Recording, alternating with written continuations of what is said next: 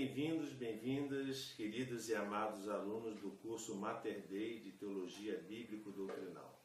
Bem, nós estamos hoje terminando com essa oitava aula, o bloco, o módulo 14, e fechamos também todo o arco da história da igreja. Nós vamos hoje falar sobre a história da igreja no Brasil. Vamos pedir a Deus que nos ajude, nos ilumine, nos dê os dons do Espírito Santo, principalmente o dom do entendimento, o dom da sabedoria e do conhecimento. Em nome do Pai, do Filho e do Espírito Santo. Amém. Senhor Deus, fazei que nós, vossos filhos, que buscamos conhecer mais os vossos ensinamentos, cresçamos na nossa fé e no vosso conhecimento, para que possamos adorar-vos e amar-vos como vós mereceis. Por nosso Senhor Jesus Cristo, vosso Filho, na unidade do Espírito Santo. Amém. Em nome do Pai, do Filho e do Espírito Santo. Amém. Então, hoje nós vamos falar sobre a história do Brasil, a igreja no Brasil. Então, vamos ver, primeira coisa, a igreja nos primórdios do nosso país. Bem, vamos falar a partir, claro, do descobrimento do Brasil, que foi, por assim dizer, uma conquista religiosa mais do que política, como demonstra o que se segue. Primeiro, era como grão-mestre da Ordem de Cristo que Dom Henrique fundou a Escola Náutica de Sagres, que lhe dava os recursos para os descobrimentos. Segundo, para assegurar a posse das conquistas feitas e para fazer, Dom Henrique alcançou de Eugênio IV uma búlula pela qual o Papa concedia à Ordem de Cristo a posse das terras descobertas e por descobrir desde o Cabo Bojador até as Índias. Terceiro, Dom Manuel, em cujo reinado se descobriu o Brasil, antes de ser rei, era grão-mestre da Ordem de Cristo, a qual a Santa Sé fizera a concessão anterior. Quarto, Dom João III obteve para sempre o grão-mestrado da Ordem à coroa de Portugal, de modo que os reis de Portugal passavam a administrar as terras da América como grãos-mestres da Ordem. Quinto, em 8 de março de 1500, o rei Dom Manuel, com toda a corte, com Dom Pedro Álvares Cabral e os nautas, assistiu à ermida de Belém à Santa Missa, celebrada pelo bispo de Ceuta, pregando sobre as conquistas. Depois benzeu e entregou as bandeiras da Ordem de Cristo. Sexto, em 22 de abril de 1500, quarta-feira de Páscoa, avistaram um monte que chamaram Monte Pascoal, dando à terra o nome da ilha de Vera Cruz, mudado em Terra de Santa Cruz. Sétimo, no domingo da Pascuela, o guardião, o franciscano Frei Henrique de Coimbra, rezou a primeira missa no Brasil e pregou o primeiro sermão. No dia 1º de maio, oitavo, no dia 1º de maio, levantaram o cruzeiro, havendo missa e sermão para a solenidade da posse da nova terra. Então são esses os fatos que emolduram, o descobrimento do Brasil, ou seja, dentro de um contexto sacral cristão. E como foi a igreja no Brasil colonial? Bem, primeiro, o valor moral e religioso dos elementos etnográficos, vamos considerar assim. O estado moral e religioso era péssimo, tanto no referente aos indígenas como aos próprios colonos. E por isso, por várias razões. Eram poucos os padres, e estes, bem pervertidos, por vezes até piores que muitos colonos. Portugueses houve que se tornaram mais selvagens que os indígenas, pois se deram alguns à antropofagia e ao concubinato, como os índios, e mais ainda a ambição desenfreada e a embriaguez, ou seja, os vícios. A rivalidade entre índios e seus tiranos, bem como entre estes e os missionários, dificultou muito a evangelização. Como no princípio os únicos missionários eram jesuítas, eram contra eles todas as queixas dos escravizadores de índios. Distinguiam-se nos trabalhos apostólicos São José de Anchieta, Padre Manuel da Nóbrega, Padre Antônio Vieira e muitos outros. Conforme as zonas, podiam dividir-se em duas partes as questões entre os colonos e os jesuítas. Primeiro, entre os jesuítas e os colonos do sul, os mamelucos eram homens terríveis, corajosos sim, mas também grosseiros e ferozes, inimigos dos índios. Saíam do Planalto de São Paulo e faziam seus descimentos ou entradas pelos arredores, no litoral e pelo interior, para prender índios e índias. Já no século XVI, havia no atual estado do Paraná aldeamentos pertencentes à Espanha. Como estivessem quase extintos os índios nas matas de São Paulo, os mamelucos fizeram correrias sobre aquelas aldeias, de onde levaram de uma só vez 2.000 índios para o mercado de São Paulo. Os missionários reclamaram em São Paulo e no Rio, mas sem nenhum resultado. As autoridades da Bahia, ao receberem tais denúncias, mandaram abrir uma devassa. Quando, porém, tal foi anunciado em São Paulo, logo caíram sobre os jesuítas, que mal puderam escapar com vida. Tornou-se fácil, então, aos mamelucos tomar completamente o Paraná, fazendo ao mesmo tempo depois com as reduções do Uruguai. Os padres alcançaram, do Papa Urbano VIII, uma bula em que se condenavam tais correrias, porém de nada valeu. Somente depois é que Dom João IV as impediu, adicionando à colônia portuguesa o atual estado do Rio Grande do Sul. As entradas tiveram proveito de se reconhecer e aumentar a colônia portuguesa, porém, isso se podia fazer sem prejudicar os indígenas. Segundo, entre os jesuítas e os colonos do norte. Bem, deve considerar-se as duas qualidades de índios, os escravos e os índios livres. Consideravam-se escravizados legalmente os presos em guerra justa e os já condenados à mussurana. Só em tais circunstâncias podiam ser escravizados pelos portugueses, que lhes deviam ainda assim melhorar a sorte, segundo o espírito das leis. Porém, os portugueses abusavam da lei. Guerras justas eram as provocadas por eles para escravizar à vontade, desde que os índios reagissem. Quando não tinham pretexto de guerra, procuravam legalizar a escravização dos índios, maltratando-os com pancadas até lhes arrancar a confissão de estarem já antes condenados à mussurana. E os juízes eram coniventes. Tal a situação verdadeira em que o padre Antônio Vieira encontrou no Maranhão. Desde logo se dedicou à causa dos índios. Pregou aos colonos um sermão que os comoveu e que ficou célebre pelo pronto e geral efeito. O governador melhorou a sorte dos índios, reduzindo os trabalhos a 6 meses por ano, dando a liberdade de voltarem ao mato, criando um tribunal para averiguar se as guerras eram justas. 2 portugueses foram nesta época à corte de Lisboa e alcançaram muitas medidas desfavoráveis aos índios. Logo após, para lá viajou o padre Vieira e as desfez, conseguindo até a nomeação do governador do Maranhão para seu excelente amigo Vidal de Negreiros, disposto a proteger os índios. O tempo de trabalhos foi reduzido a 2 meses e os jesuítas foram incumbidos da administração espiritual e material dos índios. Entre o Tapajós e o Xingu, subiram a 70 os aldeamentos. Com a morte de Dom João IV, revoltou-se o Maranhão, de modo que os padres tiveram que sair de lá.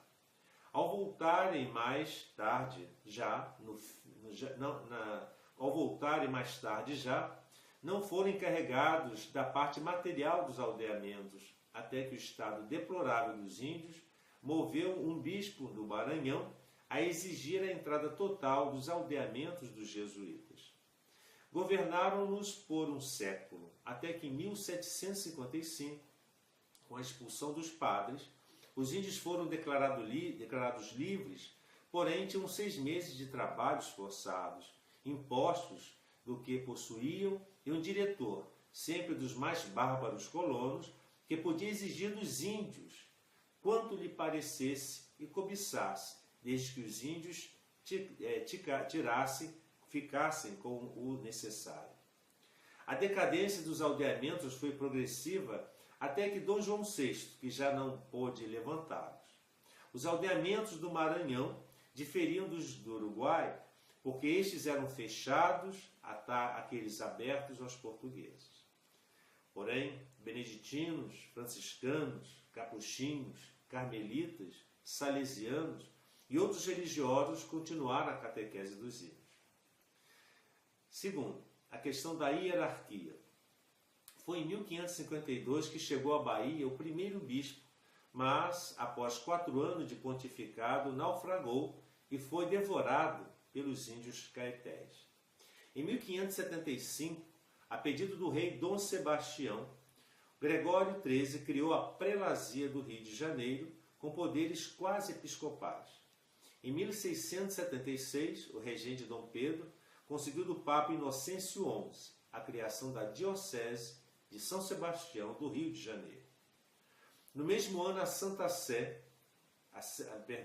no mesmo ano, em 1676, a Sé da Bahia foi elevado a arcebispado e criaram-se bispados de Pernambuco e Maranhão, ficando Pernambuco e Rio sufragâneos da Bahia, enquanto Maranhão dependia diretamente de Lisboa.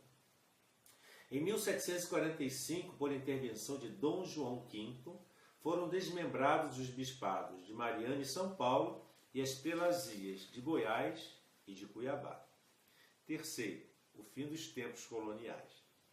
Refletia-se no Brasil o espírito de jansenismo e absolutismo galicano existente em Portugal em meados do século XVIII. As invectivas contra a Santa Sé nos tempos de Pombal e posteriormente as dúvidas sobre a autoridade do Concílio de Trento, o Placet Régio, o catecismo jansenista obrigatório, as tentativas de um concílio nacional e de uma igreja separada como a de Utrecht, a desastrada reforma da Universidade de Coimbra, que nos forneceu os doutores e os políticos, tudo isso era de molde a dificultar e até impedir o desenvolvimento do catolicismo no último quartel do Brasil colônia. Agora vamos falar sobre a Igreja no Império Brasileiro. Em 1807, Dom João VI, regente, veio para o Brasil fugindo à invasão francesa. Em 1815, morreu-lhe a mãe, Dona Maria a Louca, que era a rainha de Portugal. E Dom João VI passou, como sucessor, a ser o rei. Politicamente, muito deve ao Brasil a Dom João, mas não tanto à religião dos brasileiros. Em outros fatos, é de notar que Dom João foi o único de todos os monarcas que protestou contra a restauração da Companhia de Jesus. Em 1821, Dom João voltou a Portugal e lá se pôs a combater os direitos da Igreja até 1826, ano em que morreu. Entretanto, não o fazia por convicção, mas se deve atribuir às cortes que se tornaram liberais e oprimiam o rei. Vamos falar sobre a pessoa de Dom João I, Dom Pedro I, perdão. Primeira coisa sobre a hostilidade à igreja. Voltando Dom João VI a Portugal, ficou aqui Dom Pedro com o título de regente. Mostrou-se logo pouco afeiçoado à religião. Na independência, em 1622, não foi possível o Santo Padre atender ao enviado especial incumbido de obter uma concordata. Em compensação, Leão XII, na bula Preclaria Portugaliae, quis estender ao Brasil muitos direitos que antes o papado concedera aos reis de Portugal. Mas a bula foi rejeitada pela Câmara e pelo Senado como coisa ociosa e inútil, pois o direito de apresentar bispos e párocos a serem nomeados, diziam eles, não precisa ser outorgado pela sua santidade, como se for um favor, visto que os reis já o possuírem por direito majestático. Além disso, a bula é ociosa, porque não eram os grãos-mestres da Ordem de Cristo que adotavam as igrejas, mas sim os reis de Portugal, já que a ordem não tinha tamanha riqueza que bastasse para a fundação e dote de tantas igrejas.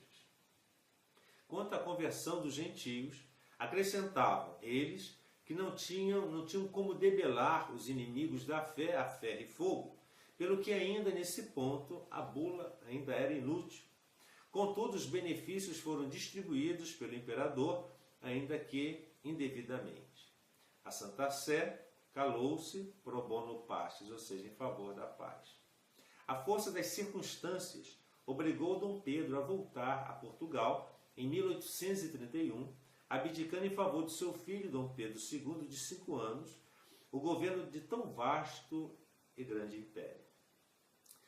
Além mar, Dom Pedro continuou a amofinar a igreja, substituindo os bispos por criaturas suas e sagradas pelo fraco bispo de Lisboa. A questão da regência no Brasil.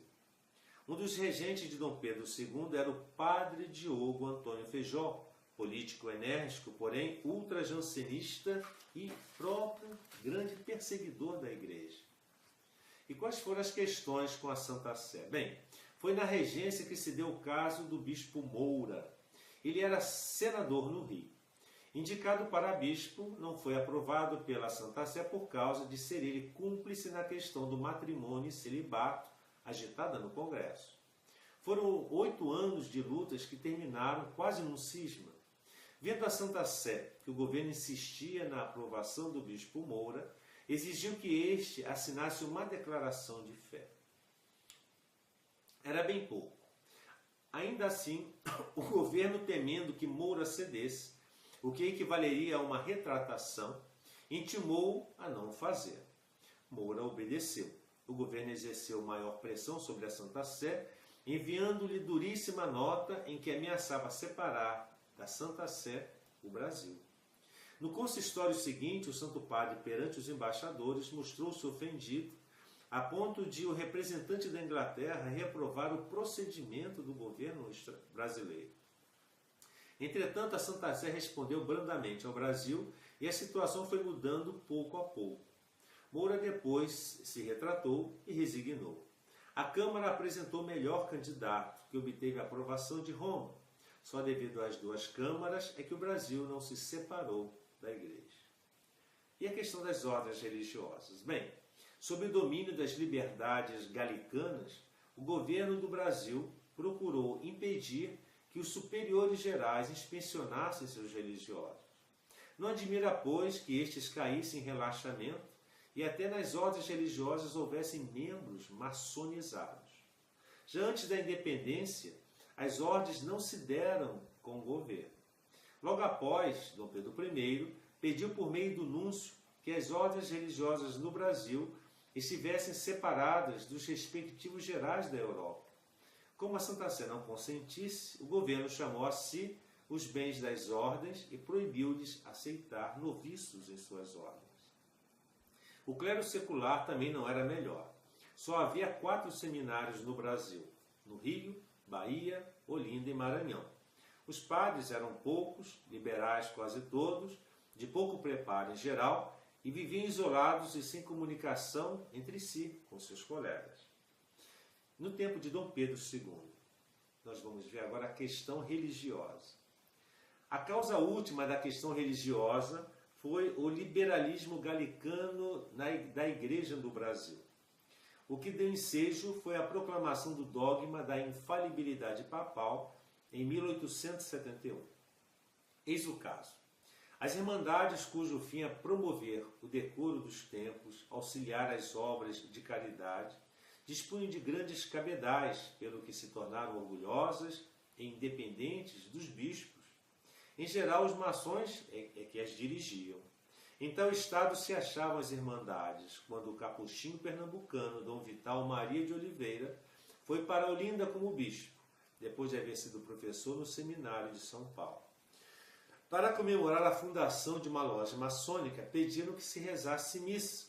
Dom Vital, embora conterrâneo e afável, não consentiu.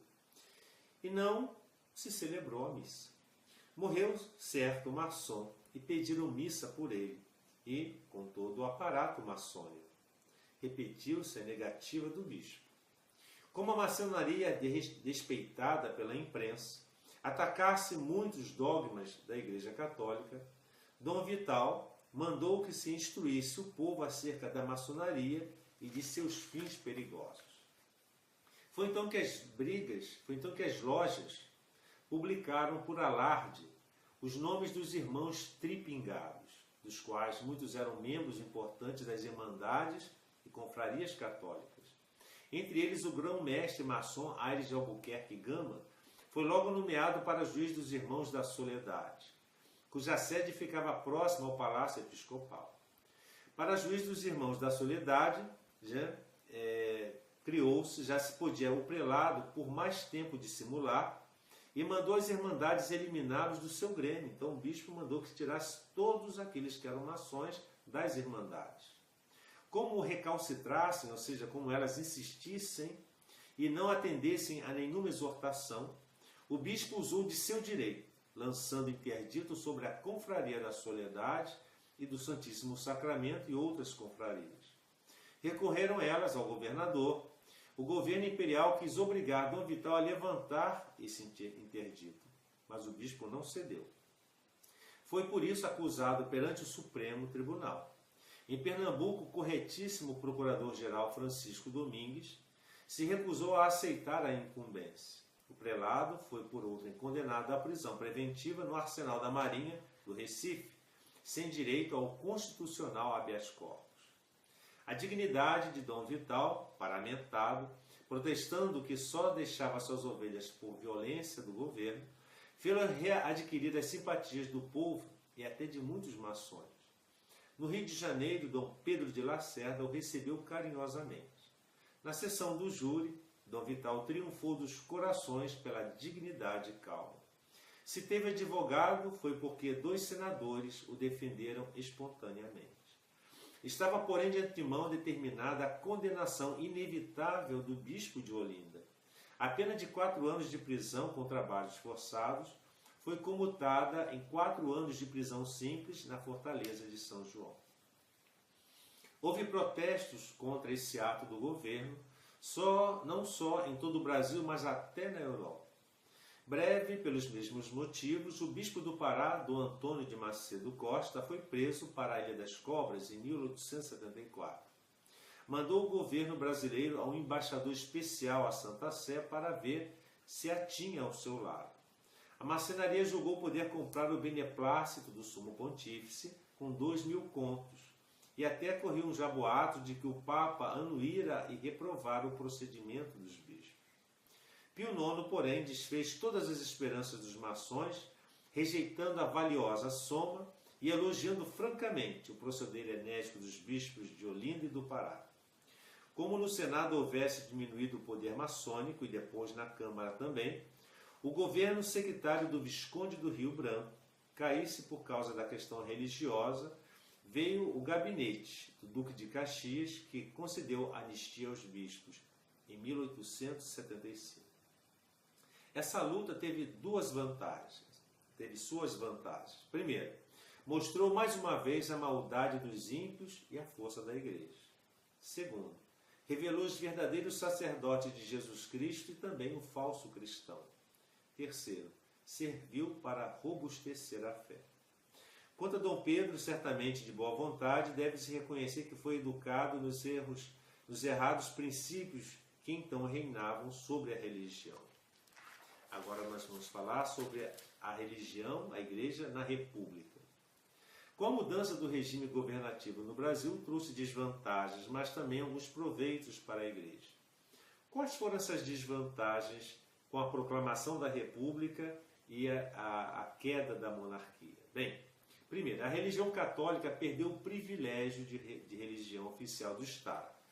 Antes, as várias seitas religiosas eram apenas toleradas oficialmente e só a religião católica tinha o direito de existência legal no país.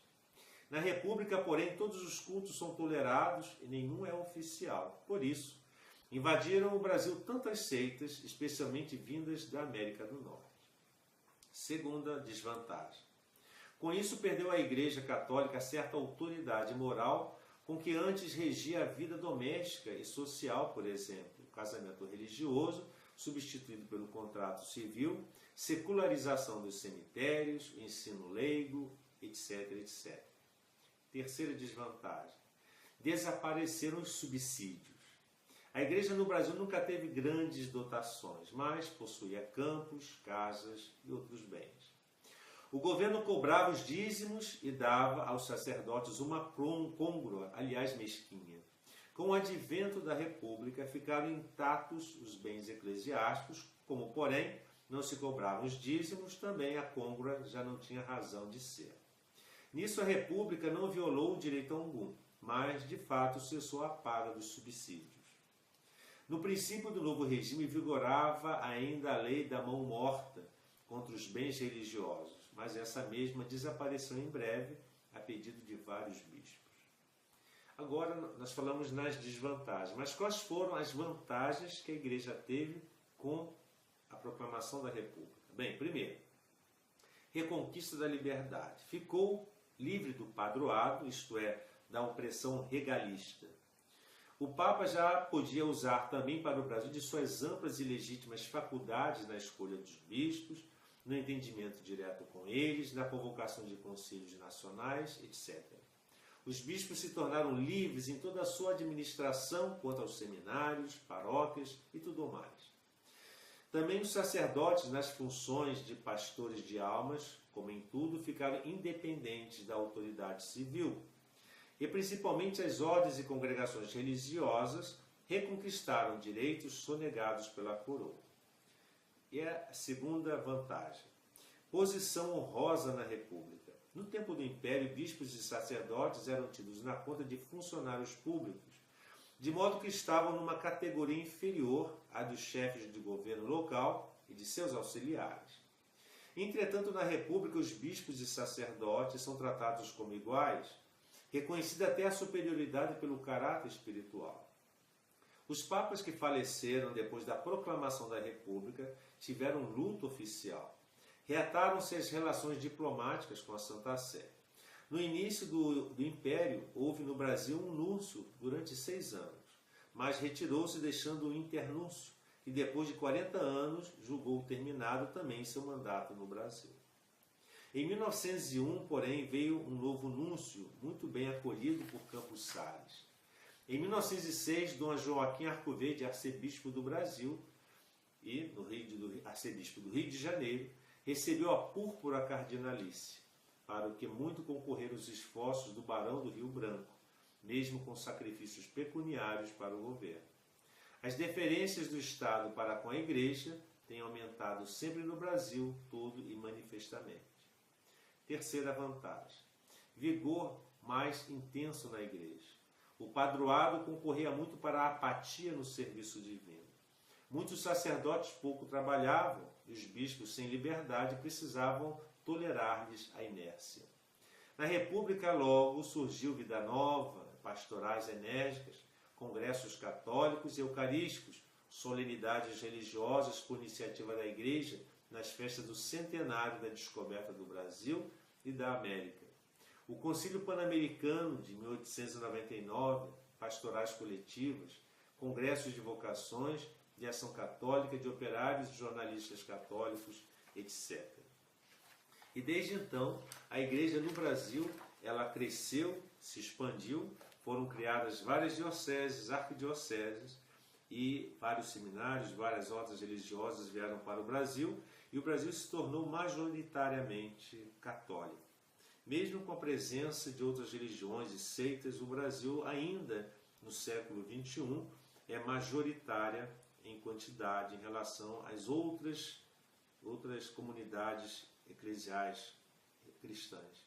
Então, o Brasil hoje é considerado 65% católico e 85% cristão.